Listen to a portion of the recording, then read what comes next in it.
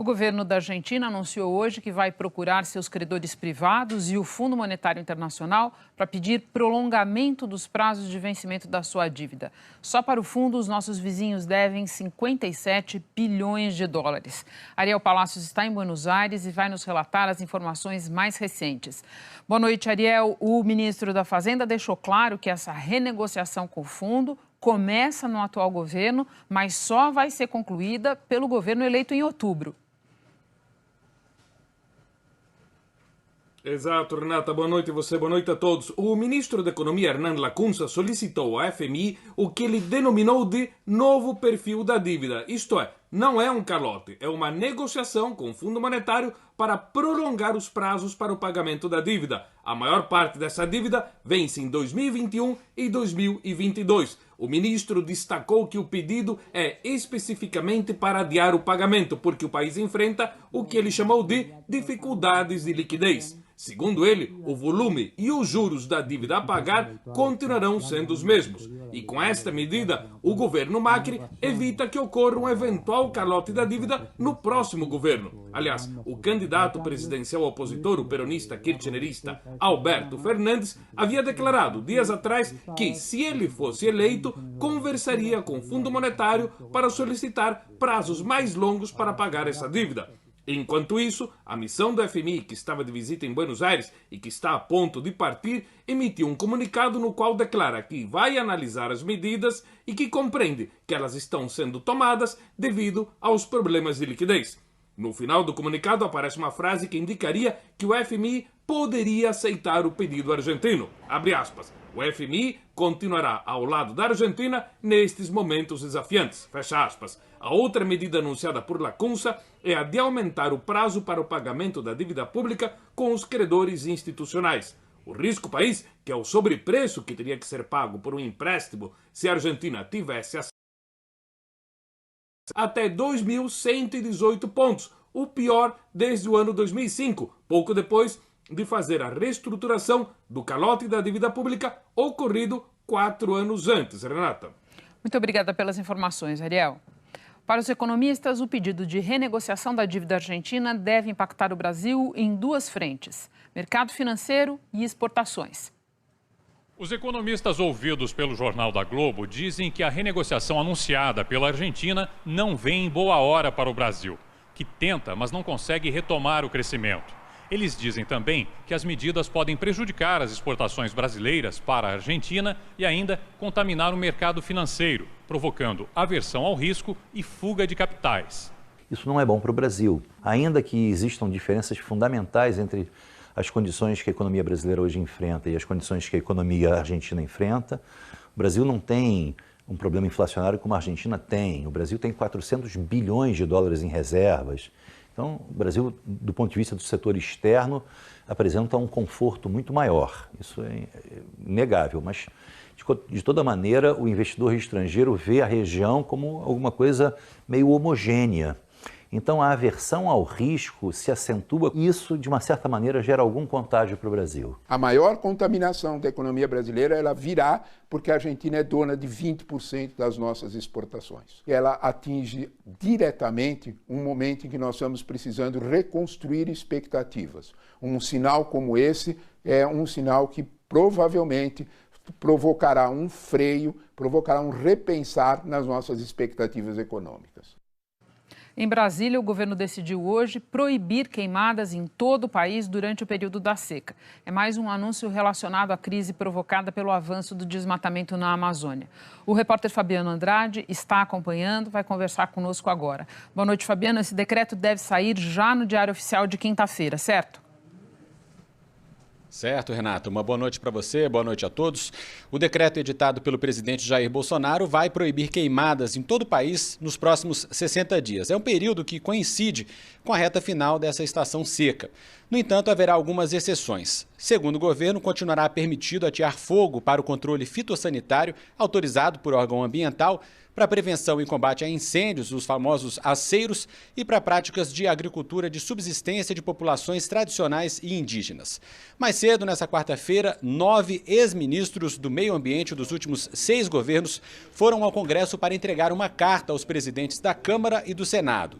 No documento, eles fazem um apelo para que o Congresso assuma um papel de destaque nas respostas a essa crise ambiental.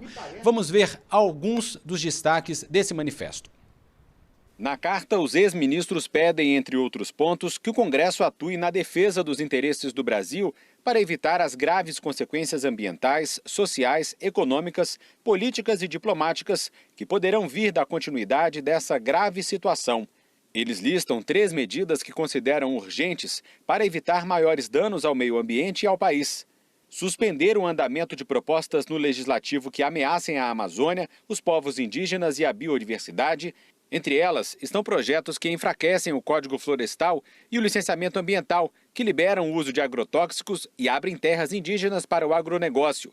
A carta também pediu a realização de audiências públicas para tratar de temas fundamentais da agenda socioambiental do país. Uma ICMBio, INPE e o Serviço Florestal Brasileiro. A ex-ministra Marina Silva disse que houve um enfraquecimento dos órgãos de fiscalização nesse governo. O líder do governo na Câmara, deputado Major Vitor Hugo, rebateu a declaração da ex-ministra e destacou o ineditismo da GLO ambiental editada pelo governo Bolsonaro na semana passada para tentar conter as queimadas. Em resposta aos ex-ministros, o presidente da Câmara, deputado Rodrigo Maia, prometeu reunir deputados da oposição e governistas para votar projetos que mostrem o compromisso da Câmara em resolver problemas ambientais. O presidente enfatizou que o momento é de buscar acordos e não disputas políticas. Que se faça a recomposição do orçamento do Ministério do Meio Ambiente, que se reestabeleça as políticas de combate ao desmatamento que já vinham dando certo desde 2004 e que foram abandonadas e que, em função disso, não houve qualquer ação irresponsável do governo nesse campo. Pelo contrário, todas as vezes que o governo federal foi instado a agir, aos moldes do que está acontecendo agora com a operação de garantia da lei da ordem ambiental, acho que é a primeira vez na história do Brasil que isso acontece nesse grau, nesse nível. Eu vejo o engajamento do presidente da República direto de várias pastas ministeriais, ou seja, o problema sendo tratado de uma maneira interministerial. O que eu fiz junto com os líderes, com os deputados aqui presentes, nos últimos dias foi pensar algumas ações que pudessem sinalizar para o Brasil e para o mundo a posição da Câmara dos Deputados, uma posição de respeito à nossa legislação, que qualquer mudança seja feita com muito diálogo, com muito cuidado, para que o Brasil não tenha nenhum tipo de prejuízo. Fabiano, ainda falando de Amazônia, hoje uma nova oferta de ajuda, agora vinda do Chile, aviões para combater as queimadas, e o presidente Jair Bolsonaro não viu motivo para recusar. Pois é, o presidente do Chile, Sebastián Piñera, fez uma parada aqui em Brasília nessa quarta-feira, assim que voltou da reunião do G7 na França, onde participou como convidado. O presidente chileno é um dos aliados mais próximos de Bolsonaro na América do Sul. Piñera intermediou a oferta de ajuda de 83 milhões de reais dos países mais ricos do mundo para o combate ao fogo na região amazônica. O presidente do Chile, entretanto, defendeu a soberania dos países que têm florestas amazônicas em seus territórios. Ele ofereceu 4 aviões para atuar no combate ao fogo. E o presidente Bolsonaro aceitou a ajuda do vizinho sul-americano. Na saída do encontro, Bolsonaro voltou a falar sobre a crise com o presidente francês Emmanuel Macron. O presidente apagou um comentário feito na internet sobre uma postagem comparando as primeiras-damas do Brasil e da França, mas voltou a cutucar o chefe de Estado francês. Na visão de Bolsonaro, Macron quis tirar proveito político ao anunciar a ajuda financeira do G7 aos países sul-americanos. No meu entendimento, houve um aproveitamento por parte do senhor presidente Macron para se capitalizar perante o mundo como aquela pessoa única, exclusiva, interessada em defender o meio ambiente. Essa bandeira não é dele, é nossa, é do Chile, é de muitos países do mundo.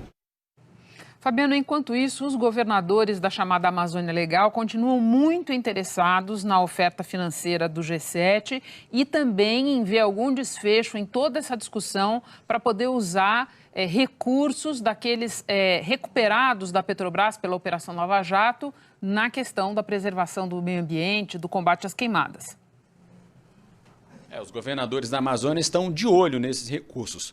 Porém, Bolsonaro reforçou hoje que só vai aceitar a ajuda do G7 se Macron se retratar em relação a declarações que o presidente Bolsonaro considerou ofensivas. Os governadores ressaltam que, se o Palácio do Planalto recusar a oferta, os estados vão negociar separadamente com os países do G7.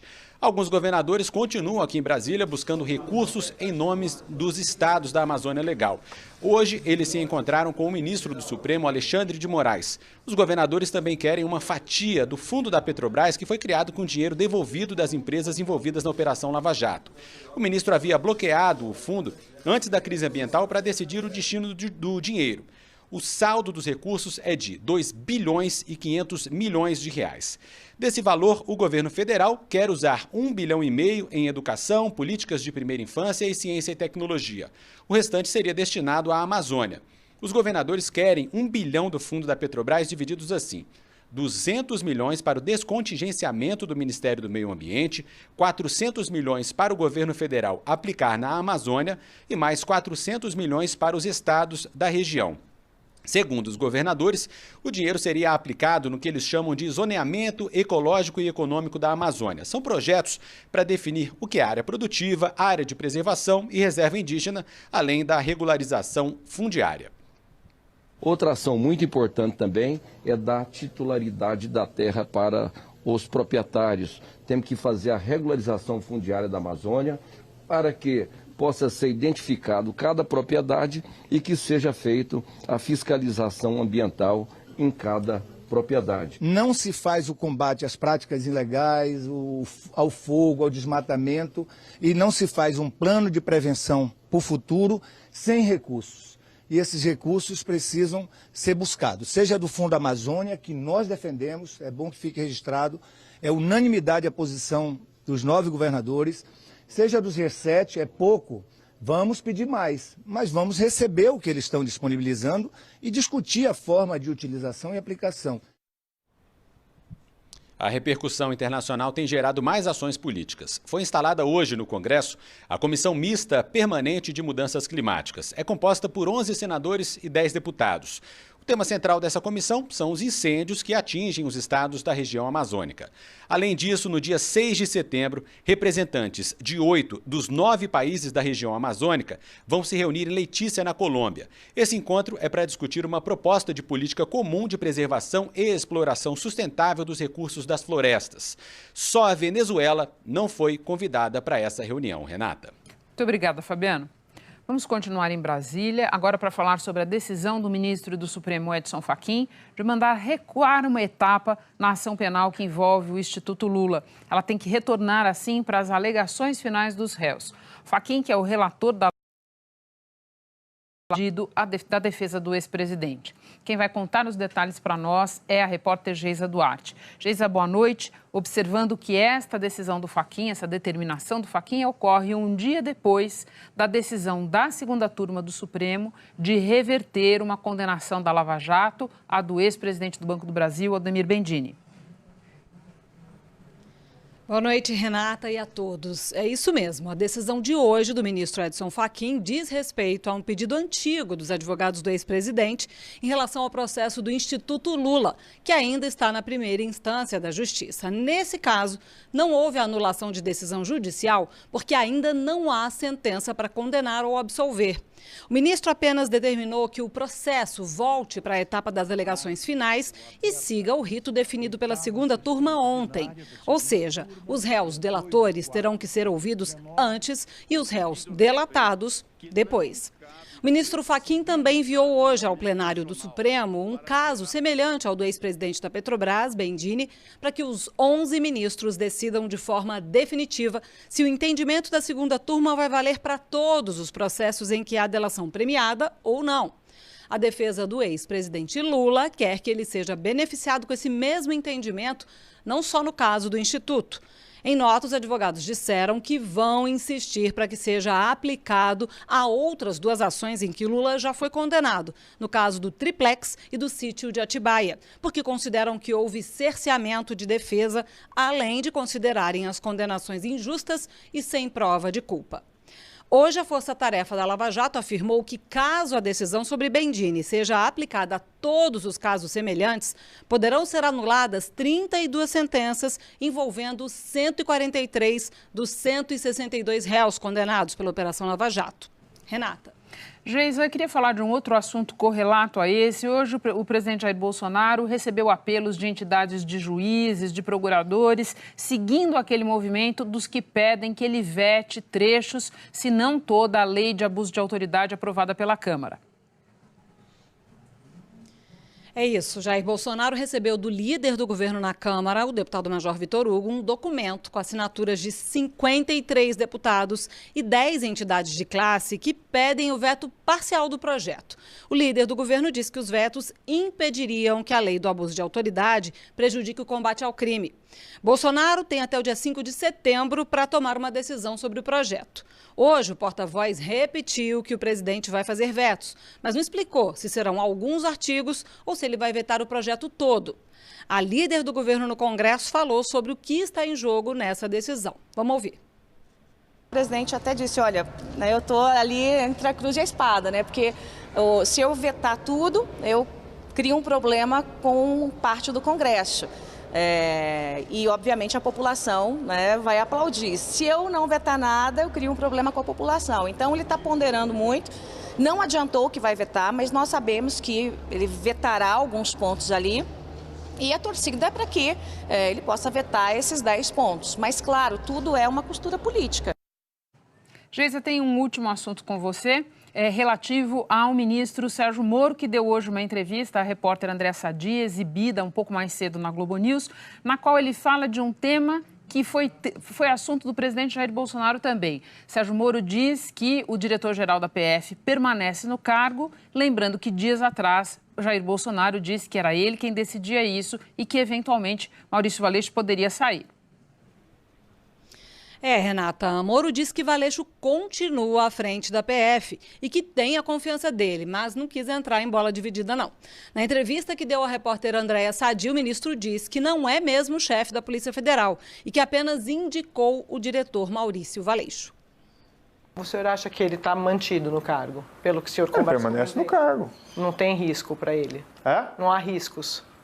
Veja, como eu tenho as várias funções aqui do Ministério da Justiça, as coisas eventualmente podem mudar, mas ele está no cargo, permanece no cargo e tem a minha confiança. O ministro Sérgio Moro participou agora há pouco de um jantar com senadores e alguns deputados aqui em Brasília. Foi uma confraternização e também uma manifestação de apoio ao trabalho do ministro da Justiça. Renata. Muito obrigada pelas informações, Geisa. Greta Thunberg, a adolescente que chamou a atenção do mundo pela militância contra o aquecimento global, chegou nesta quarta-feira a Nova York depois de cruzar o Oceano Atlântico num barco. A sueca de 16 anos chegou num veleiro com motor a energia solar. Ela se nega a fazer viagens aéreas porque aviões são o mais poluente dos meios de transporte. A jornada de 2 semanas teve como ponto de partida Plymouth, no Reino Unido. Greta mobilizou estudantes ao redor do mundo, pedindo que os políticos tomem providências imediatas para deter o aquecimento global. Ela acabou sendo convidada para a Conferência do Clima da ONU, que acontece no fim de setembro em Nova York. Na chegada, manifestou preocupação com a floresta amazônica. Mesmo num veleiro, no meio do Atlântico, eu fiquei sabendo das queimadas. É um sinal claro de que essa guerra contra a natureza tem que acabar. A Amazônia é chave para combater as mudanças climáticas. Voltamos com a nova estimativa da população brasileira, divulgada hoje. Nós somos, de acordo com o IBGE, pouco mais de 210 milhões e 100 mil.